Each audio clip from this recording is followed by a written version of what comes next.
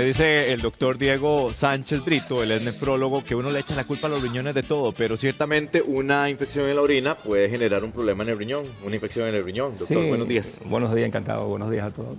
Sí, las infecciones en la orina pues pueden afectar tanto las porciones bajas de las vías urinarias como la vejiga y la uretra, o pueden extenderse al riñón.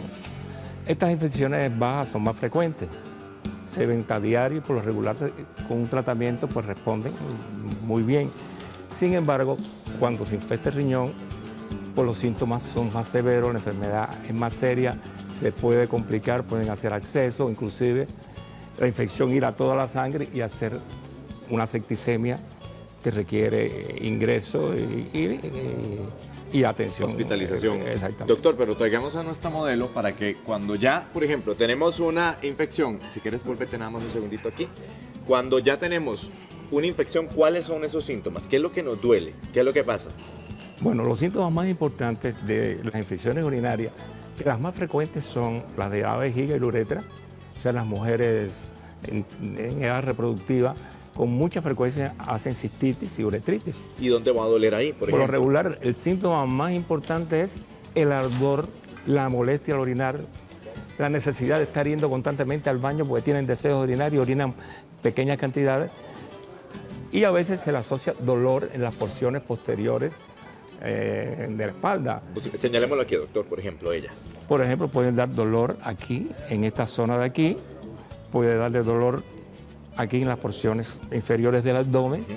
Pero ya digo, la molestia más grande es ese ardor y esa molestia que no la deja tranquila. ¿Y cuándo entonces, cómo diferencia uno? ¿Cómo hace uno la diferenciación de cuando es una infección de riñón o es, por ejemplo, de vejiga?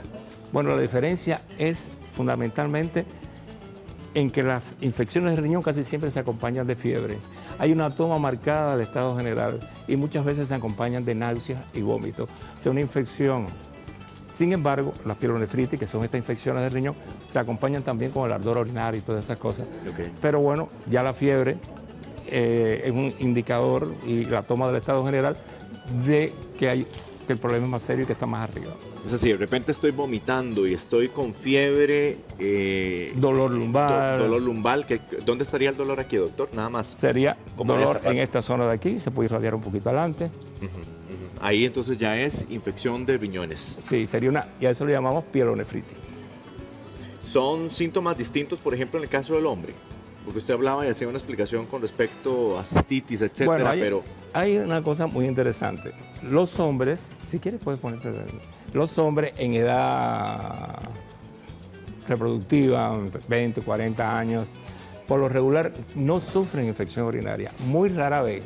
Y un hombre, bueno, puede presentar los mismos síntomas de ardor, etc. Pero cuando los hombres presentan síntomas de infección urinaria, debemos pensar que hay algo más, que puede haber una anomalía, puede haber un cálculo, puede haber una obstrucción al flujo de la orina. Hay algo serio que hay que buscar. Doctor, y cuando uno no toma mucha agua, ¿verdad? Porque esa es la crítica que le hacen la mayoría de médicos a la gente, usted no toma agua. Si uno deja de hidratarse, ¿es más factible, digamos, tener una infección o no necesariamente? Sí. Constantemente pasan bacterias a la orina, a la vejiga. Y entonces uno de los mecanismos que tiene el aparato urinario para defenderse es el vaciamiento. Cada vez que usted orina, si usted toma mucho agua, pues está orinando más frecuentemente, claro, y se está deshaciendo de las bacterias.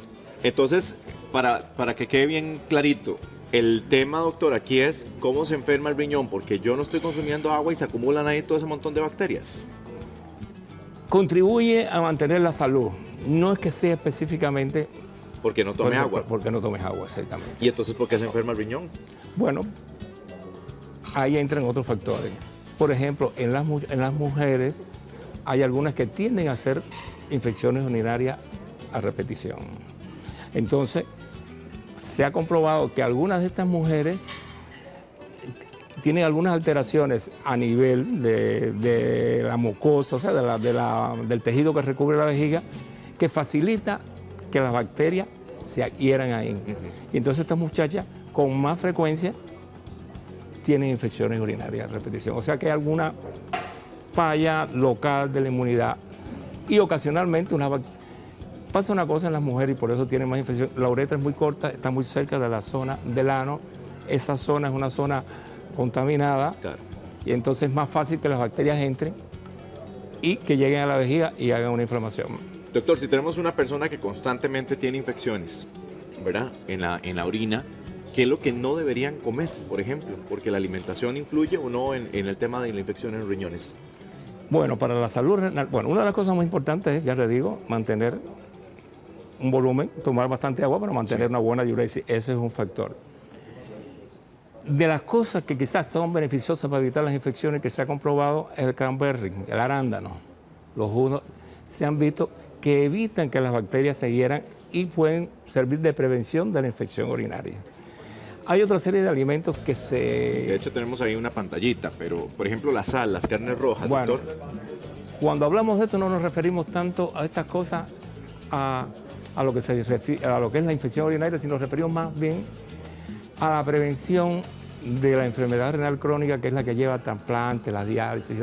Por ejemplo, la sal, cuando tomamos mucha sal, se acumula agua y sal y aumenta la presión arterial y la hipertensión arterial es una de las principales causas de insuficiencia renal. O sea, que comer excesivamente cantidad de sal es un factor malo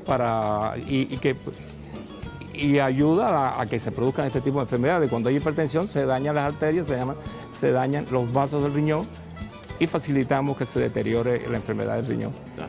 También, por ejemplo, la excesiva cantidad de carne roja fuerza al riñón a trabajar más. Así como mucho embutido que le gusta a uno. Los embutidos además tienen mucha sal también, y tienen nitrógeno, etcétera, que se ha visto que son deleterios para el riñón. Ahora, doctor, también hay una serie de alimentos que a veces a uno le recomiendan. Por ejemplo, la piña. ¿Eso funciona? Perejil, por ejemplo, también. Son cuestiones anecdóticas, pero no hay ningún trabajo serio, no he encontrado nada serio que diga que realmente eso tenga alguna utilidad. Se habla mucho y se dice, pero nosotros específicamente en la especialidad no encontramos nada que pero una buena alimentación influye, por ejemplo. Pero eso sí, una buena alimentación es fundamental para no enfermarse del riñón. Tener un peso normal, el ejercicio físico, mantener las grasas controladas, los lípidos, no fumar, hacer mucho ejercicio, pues hacer de cosas. Cuando no andan bien, el riñón tampoco anda bien. Casi siempre las mismas cosas que se hacen para tener una buena salud cardiovascular son las mismas cosas que son necesarias para mantener un riñón sano. Pero bueno, ya por lo menos sabemos cuándo hay que, ¿verdad?, ponerle atención a estos riñones para que trabajen, así estén bien aceitaditos. Doctor, muchísimas gracias. Encantado, gracias a nuestra modelo. Ahora vamos gracias. con Verónica, que también tiene pues más información aquí, Giros.